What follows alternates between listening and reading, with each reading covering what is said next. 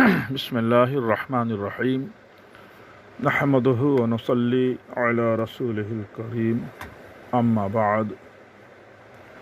معزز سامعین، آج کی مجلس میں ہم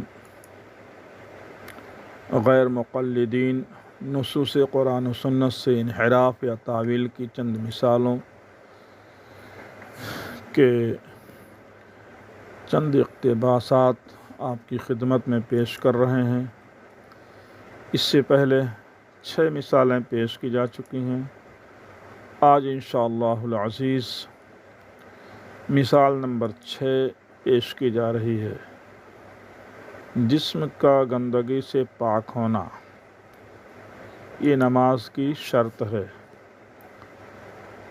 قرآن کریم کے اندر ہے، اللہ سبحانہ وتعالیٰ ارشاد فرماتے ہیں وَثِيَابَكَ فَطَهِّرْ وَالرُّجْزَ فَاهْجُرْ، اپنے کپڑوں کو پاک رکھا کرو اور ناپاکی کو چھوڑ دو۔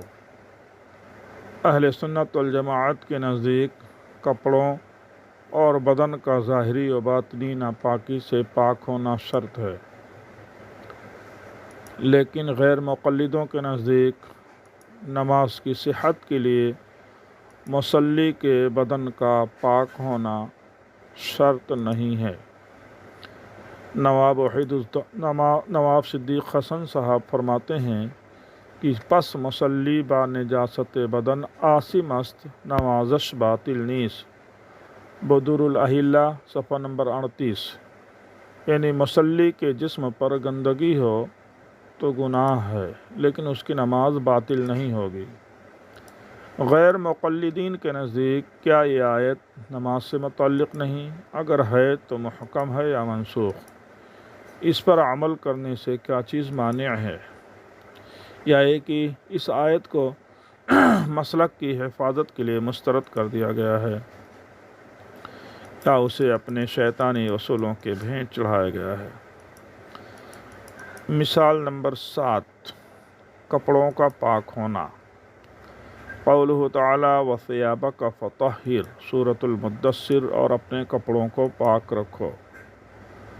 اہل سنت والجماعت کے نزدیک نماز میں کپڑوں کی پاکی کے لیے یہ آیت صریح ہے، اس لیے نماز کی صحت کے لیے کپڑوں کا پاک ہونا شرط قرار دیا گیا ہے۔ اس کے برخلاف غیر مقلدوں کے نزدیک نماز کی صحت کے لیے کپڑوں کی پاکی شرط نہیں۔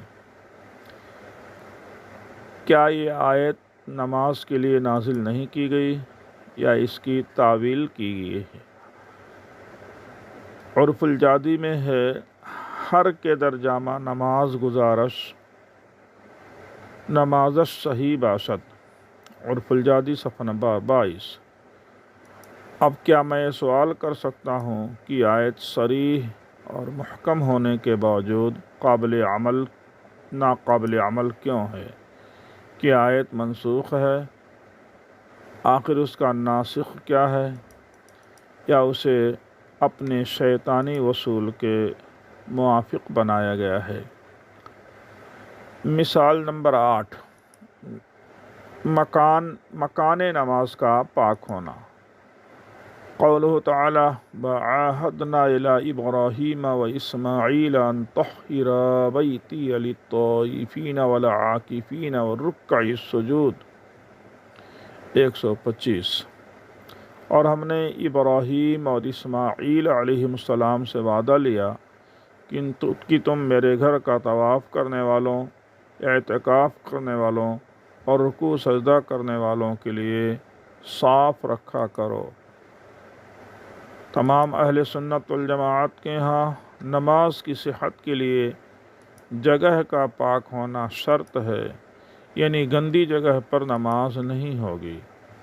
اس کے برخلاف غیر مقلدوں کے نزدیک نماز کی صحت کے لیے جگہ کے لیے پاک ہونے کی کوئی ضرورت نہیں۔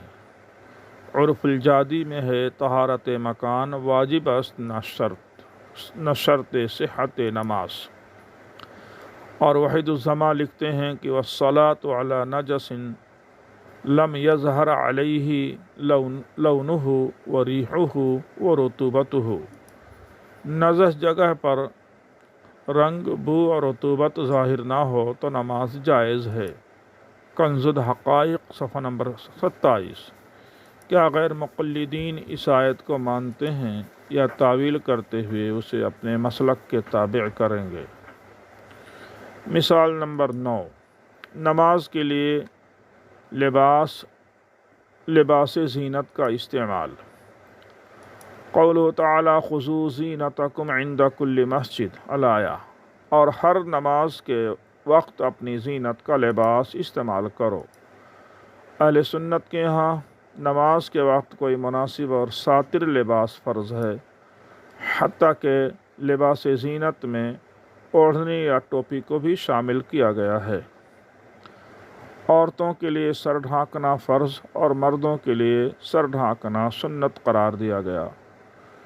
इसके बरखिलाफ़ गैर मुक़ल्लिदों के यहाँ नमाज की सेहत के लिए सतर पोशी की कोई शर्त नहीं।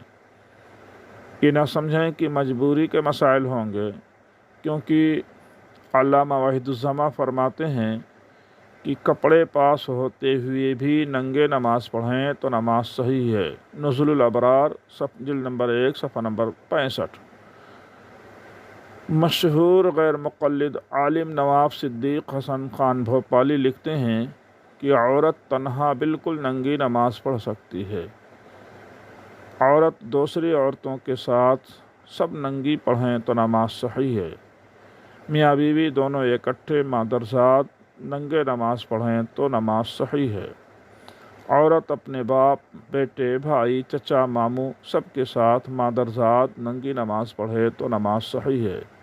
बदूरुल अहिल्ला सफ़ा नंबर 39। इसी तरह गैर मुक़ल्लिदों के नज़दीक हालत नमाज में जिसकी शर्मगाह नंगी रहे उसकी भी नमाज सही है। हर के चीज़ें अज़ औरतश दर नमाज नमाया शुद, या दर जामा नापाक नमाज गुजारश नमाजश सही बासद। ज़ाइम बुतलानस मतलूब बदलील उर्फुल जादी सफ़ा नंबर 22। यानी अगर किसी की शर्मगाह का कुछ हिस्सा खुला रहे या उसने नापाक कपड़े में नमाज अदा की तो उसकी नमाज सही है। उसको बातिल कहने वालों को दलील पेश करनी चाहिए। ऐसे ही नंगे सर नमाज को गैर मुक़ल्लिदीन अहम सुन्नत कहते हैं। क्या आयत बाला और कुरान करीम की सिर्फ़ ज़ीनत के लिए हैं, या उनसे अहकाम भी मुस्तंबत होंगे, या उनकी तावील करेंगे कि इंदा कुल्ली मस्जिदिन कह करके उसका नमाज से मुताल्लिक़ होना सरीह भी है। ये सारी आयतें जिनका गैर मुक़ल्लिदों ने इनकार तो नहीं किया, अलबत्ता इनके मुक्तज़ा पर अमल से इनकार किया है, क्या ये तावील दुरुस्त है या उनके कुरान व हदीस से नफ़रत का मज़हर समझा जाए? ज़रूर जवाब दीजिएगा। अस्सलामु अलैकुम व रहमतुल्लाहि व बरकातुहू।